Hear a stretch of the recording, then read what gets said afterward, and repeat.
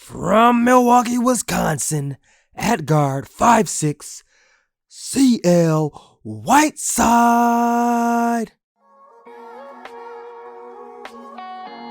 That's that old Bulls Michael Jordan introduction. What you know about that?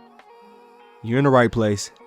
This is the Non-Microwave Truth, a Time of Grace production. I just feel like switching it up a little bit. We are going to do a lot of challenging our culture's truth and perspective. Let's get into our first world problem today. I don't know what I was reading or looking at in the Bible, but I was just like, man, it's a good number of people in the Bible that were on some superhero stuff. Meaning they were doing stuff the average man couldn't do, like whooping 100 dudes at one time, defending God's people type of stuff, and had to murk some people. If you don't know what murk means, that means kill. And I got to thinking, this is our first world problem question today. What's the best weapon used in the Bible? Like, what weapon is on the most superhero type stuff? Like, Wolverine, he has the claws that come out of his hands. Batman, he has the bat gun, he has the Batmobile, he got the belt. Captain America, he has the shield. Who else is it? Thor has the hammer. You get the picture. Now, the thing about the Bible and the people that I'm talking about, this is real though. Like, this is 100% real, 100% truth. And I want you to think about this for our first world problem question. What do you think is like the most dope or like superhero type of weapon? I'm going to give you three choices. You can come up with one on your own, but here are the three choices and the three people that I'm thinking about. David and his slingshot. He knocked out a giant by the name of Goliath with a slingshot and a stone. He finished with a sword, but I feel like a sword is typical. If you want to read about this, this is 1 Samuel 17. That's your first choice. Possibility, I should say. David and his slingshot. Second person I was thinking about, Samson. Samson's weapon was a donkey jawbone. Yes, a jawbone of a dead animal that was a donkey. This is in Judges chapter 15. He killed 1,000 men. Yes, you heard it right. He killed 1,000 men. And Samson is a funny dude because he played fake prisoner and he let his people tie him up. Then he bust out of it and then he killed 1,000 men with a donkey jawbone. And on top of that, he talked trash. He said, with the donkey's jawbone, I have made donkeys of them. With the donkey's jawbone, I have killed 1,000 men. He thought he had bars. He was on his Muhammad Ali type stuff. Float like a butterfly, sting like a bee. Rumble, young man, rumble. But yeah, he did that with a donkey's jawbone. Okay, the third weapon that I thought about came from Shamgar. He was another judge like Samson. I don't know if I mentioned that about Samson, but you might already know that. But yes, he was another judge. And he had an ox goad. What in the world is an ox goad? I had to look this up. Google picture looked like a spear / staff, kind of with a hook at the end. But bottom line is, he killed 600 Philistines with this. This is at the end of Judges chapter 3. And I'm like, that's pretty beastie. He's the one I wish, or, when you get to heaven, you like, God, tell me some more about Shamgar and his story. Because he only has one verse at the end of Judges. But what do you think is the best weapon?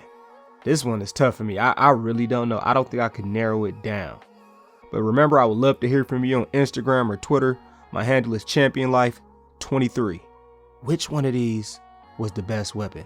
Or could you come up with a different weapon in the Bible that you thought was pretty beastie and on some superhero stuff? And this is our first world problem. It is dinner time.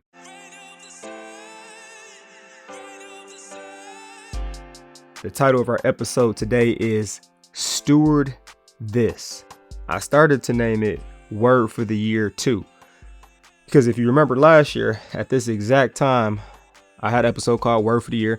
And what I do is I pick a word for the year to live by because your boy's birthday is coming up. Last year, I picked the word prioritize. And my thought process behind that was, all right, I got a lot of stuff going on in my life. I need to determine which things are more important. And the whole reason I do this, I got this from John Gordon. I probably for like 5 or 6 years I've been doing this now, is to pick a word that I feel like God is telling me, hey, little man, make sure you living by this, something that draws me closer to him, something that helps me grow in a more specific way. And on my last episode, I told you that I was picking between the words bold, stewardship, and servitude. And I think I'm gonna go with steward. I don't know if I'm gonna pick steward or stewardship, but I don't know. I'm going with steward though. Unless I feel like the Lord in the next week or two tells me to change the word. I'm going with steward or stewardship. And this is something that I have friends that do it with me. Family members do it with me as well. My brother does it with me. My wife does it with me. Close friends do it with me. And with this word, we look at it from a biblical perspective, add some Bible passages to go along with it. And yeah, you're like, why in the world did you pick steward or stewardship? All right, well, I'm going to tell you this. But first, I want you just to think about this. Because on this episode of Steward This, you have to really think about this. If someone asks you, what do you own? What do you personally own? Not your mama, not your daddy, but what do you own? I know some people are thinking like, I own a bunch of shoes. I got the new Jordans. Some people are like, I just bought a house. We own our first home. You own your phone. You own your car. I'm guessing, I don't know if anybody owns a plane. And maybe some of y'all don't have a thing to your name, or you have a bunch of stuff to your name. But what I want to get at is the whole concept of owning is unique, especially comparing owning on this world to what do we really own from a biblical standpoint. And right away, I have to challenge culture's truth and culture's perspective with owning things. Like our culture definitely tells us that we own our body. This is my body and I can do what I want. Okay. These are my talents. This is my money. I worked hard for my money. Right? This is my life to do what I want. That's what our culture tells us. And if you've ever seen a little kid who they know a couple of words, but they know mine, mine, mine. And they just pulling something and you like, this isn't yours though. This isn't mine, mine. They think everything's there. We laugh at them. Are we the same way though? Or when you think about a kid who's like, get out of my room. And if you're an adult, you're like, hold up, wait a minute. You're not paying any bills. You're not paying any rent or a mortgage.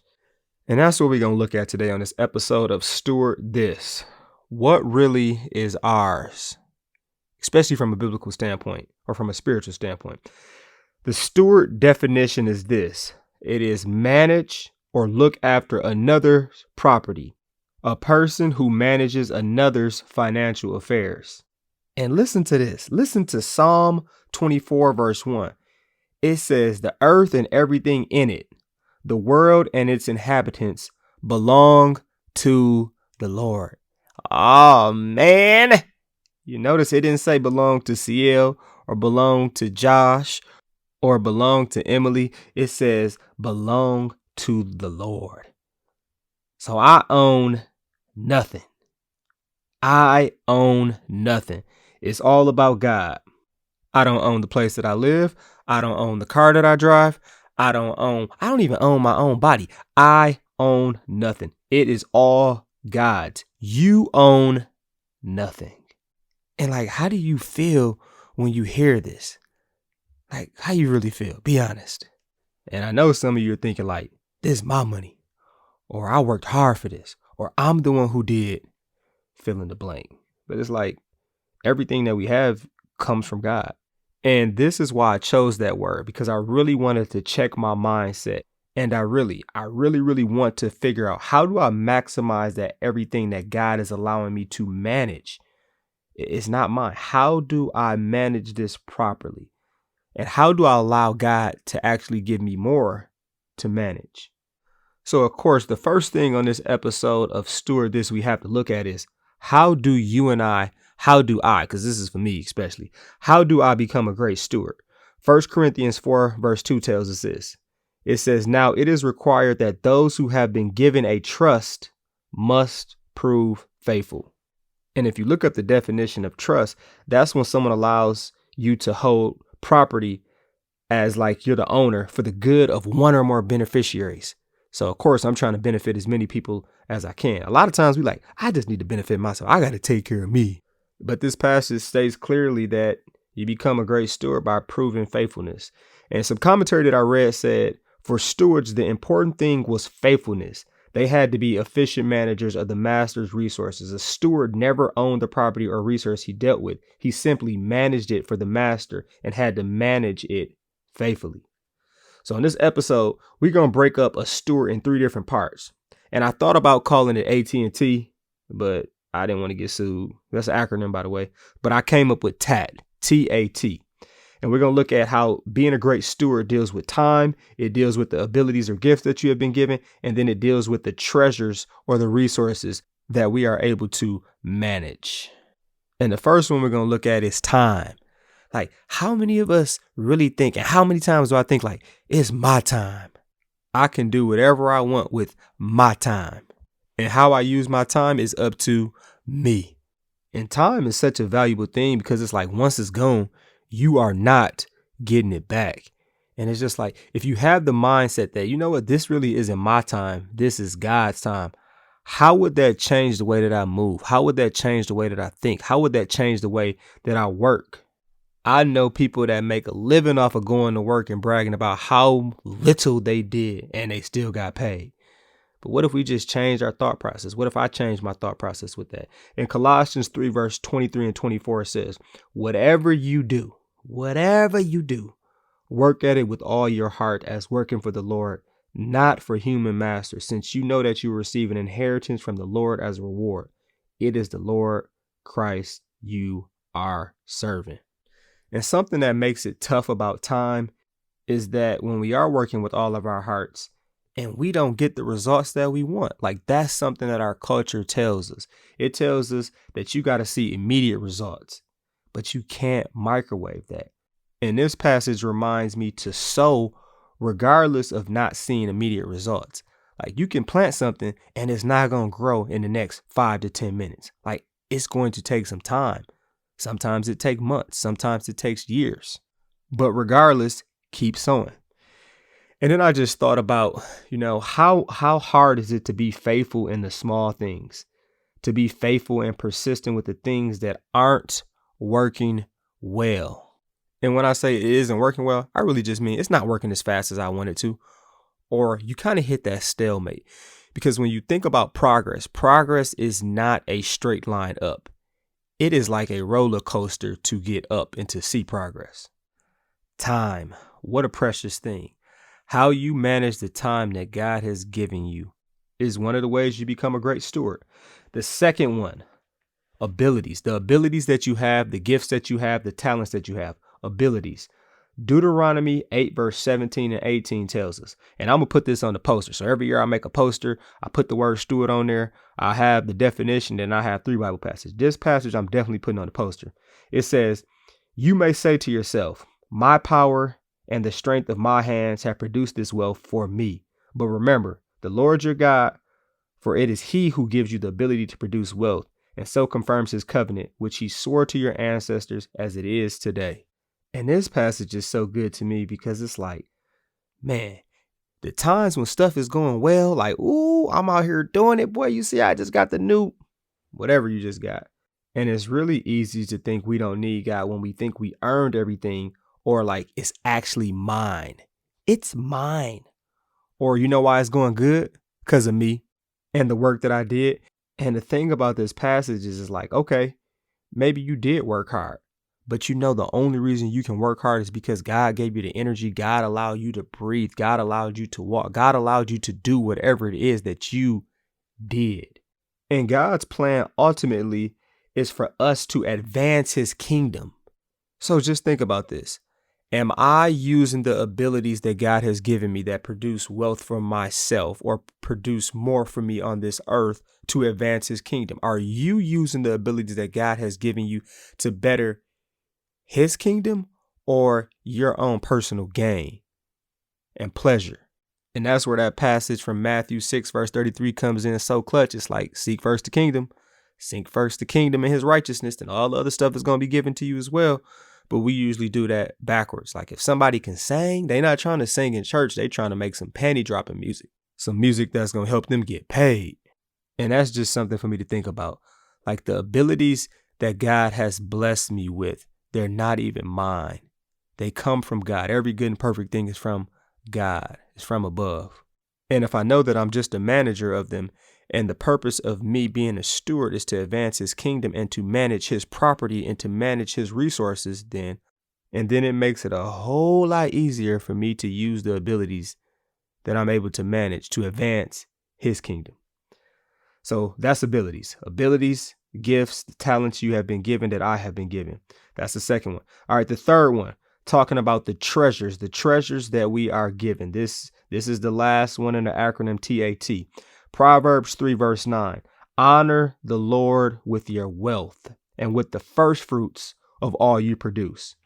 And I'm definitely putting this on my poster as well, because our culture, without a doubt, tells us the first person you need to treat yourself. You need a day off. You need a spa day.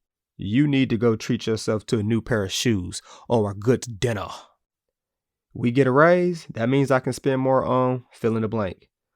It's time for me to get my hair done. You obviously know I'm not talking about myself because I don't have any hair. Or how about we going on vacation? We going on vacation. This is usually what I do first. I think the average person does this first. Now, just think about this. I'm going to break it down to you like this. If God came to you and said, I'll give you $1 million, you would have no problem if he was like, just make sure that you give me 100,000 immediately back. And that's the only way that you could get the 900,000. Or let's go with the smaller scale. You're coming straight out of college. Someone is like, I'm going to give you $70,000. The only catch is you just got to make sure that you give this 7,000 back to me as soon as you receive the 70,000. Like, idea wise, that would be so easy. But the problem comes in because realistically, the scenarios are more like, hey, I'll give you $80,000 in a month.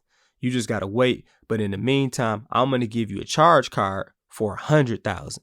So you can just spend whatever. And yeah, you got 80,000 that's coming to you in a month, but the charge card goes to 100,000. How many of us would go over the 80,000 and spend like 85,000 or maybe even 90,000, or go ahead and max it out and it be 100,000? And I'm a believer in tithing and giving. So I look at it and I'm like, you know what? The devil knows he's not going to get me to stop giving by me just saying, you know what? I don't want to give anymore. But how he definitely can get me, and how he gets most people, is the devil gets us to live above our means. Buying something where all of a sudden I'm like, ooh, I got too many bills. I'm sorry, Lord, my bill's too high. I can't give as much as I used to. I can't give any at all because I spent money on this or I spent money on that. Taking the first fruits of all we produce. Like, how often do we put that in our budget? Like, all right, I'm going to give the first fruits, the first amount of my paycheck to God. And just think about this. If the first thing I thought in my mind, or if I had the mindset that this isn't even mine, the first thing I'm going to do is I'm going to check with the owner on how he wants his money to be spent. You feel me with that? I'm going to say that again. If I thought this wasn't mine, the first thing that I would do is I would check with the owner on how he wants his money to be spent. And that's part of being a great steward. And as I mature and grow in God's word, it's very obvious that I'd rather be a manager for God than a boss for the devil. And an underrated, dangerous thing is for God to allow us to manage more when we aren't doing well with what we have. This can actually be a temptation that the devil asks God, hey, allow them to have more and see how they do. And a point that I have to bring up before we move on this episode of Steward This is that nothing in this life that we've created, and I put air quotes around that, isn't borrowed from creation, isn't borrowed from God. Like, even if we created something, some new invention, you had to get it from creation. And like I said, nothing in this world is ours. It's all from God. We are all stewards and managers of the things that God allows us to manage. So to sum that up real quick, our time, our abilities, and our treasures, TAT. That's how I'm going to become a great steward. And this is another one that I had to put on my poster. Matthew 25, verse 21. His master replied, well done, good and faithful servant. You have been faithful with a few things. I will put you in charge of many things. Come and share your master's happiness. And I love that passage because that sums up the parable of the bags of gold. which is a parable all about maximizing what God has entrusted us with. And that's what I keep asking myself, like, what has God entrusted me with? Because I want to be a blessing to others. I want to get the most out of life by looking towards the one who actually owns and controls everything. I'm a steward. Say it with me. I am a steward. I'm trying to be one of the best in the game at it, though. The world tells us, be a boss, be a boss, be a boss. But I'm a servant. I own nothing. I'm a manager of the greatest boss there is. And I want to leave you with this thought. Jesus took the role of steward. He left from sitting on his throne to positioning himself in the same way as me, actually lower and actually a whole lot tougher. He wasn't worrying about owning a single thing when he was on this earth. As a man who suffered, he dealt with plenty of mess and died. He was the ultimate steward.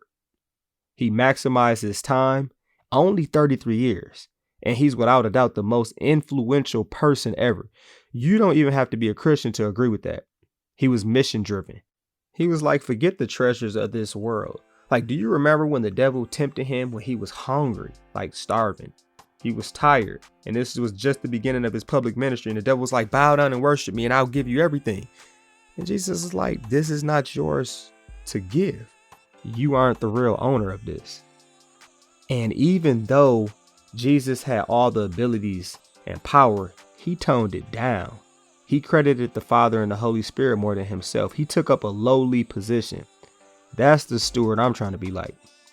Now, usually I ask for you to hit the 5-star or write a quick review, and you still can do that. But what I would like you to do is I would like you to pray for your boy. Pray for me to be a great steward, and praise the Lord for Jesus being the best steward. And this is the Non-Microwave Truth. Thanks for joining me on this episode of Steward This. So when you see me in a couple of weeks putting hashtag steward, you will know why. Peace, punch, Captain Crunch. Say no to drugs and yes to Jesus. I'm out.